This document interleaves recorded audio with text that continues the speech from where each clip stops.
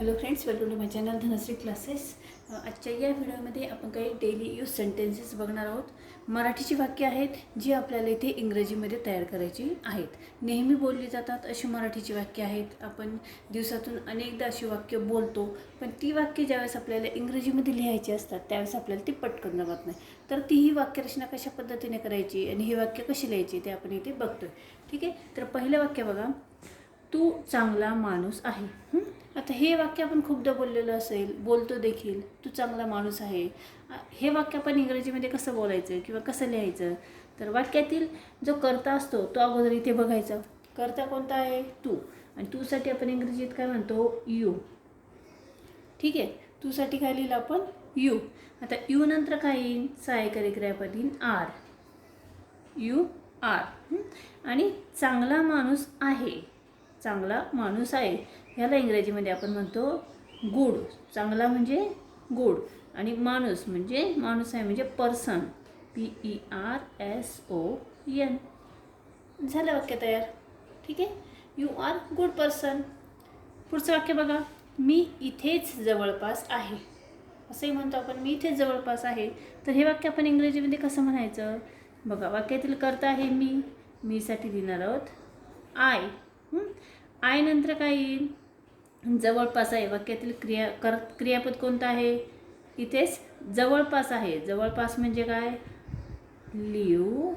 I live near.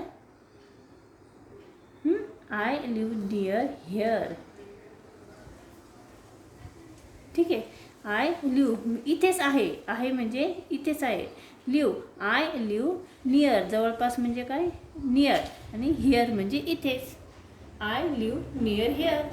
ठीक आहे, पुढचं बघा, तू खूप स्वार्थी आहेस. हे वाक्य कसं लिहिणार? करता बघा, यू म्हणजे लिहिणार आहोत यू. करता तू आहे म्हणून लिहिणार आहोत यू. यू नंतर येईल आर. आणि स्वार्थी आहेस, खूप स्वार्थी म्हणजे व्हेरी सेल्फिश. स्वार्थी म्हणजे सेल्फिश. SELFISH. ठीक आहे, पुढचं बघा, सगळं ठीक होईल. हे वाक्य कसं लिहिणार? खूपदा म्हणतो सगळं ठीक होईल, सगळं ठीक होईल. ते आपण कसं लिहिणार? एव्हरीथिंग. सगळं म्हणजे काय? एव्हरी. THING.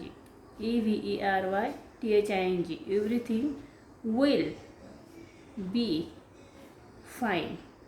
आता इथे विल बी का वापरलं?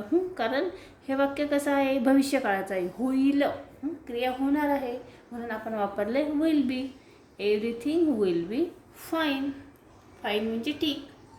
पुढचं बघा, मला घरी सोड. हे कसं लिहिणार? मला म्हणजे घरी सोडणे. घरी सोड म्हणजे काय? ड्रॉप. सोड म्हणजे drop. DROP. Drop me. Drop me म्हणजे मला. ड्रॉप मी कुठे आहे? घरी म्हणजे होम. आणि त्यानंतर बघा, माझी परीक्षा आहे. हे वाक्य कसं लिहिणार? माझी. आय आहे म्हणजे I have. HAV. I have an exam. EXAM. I have an exam. आणि लास्ट अजून एक वाक्य बघूया, मला आंघोळ करायची आहे. मला आंघोळ करायची आहे म्हणजे I have to take. TAKE. To take bath. BATH. I have to take bath. समजले?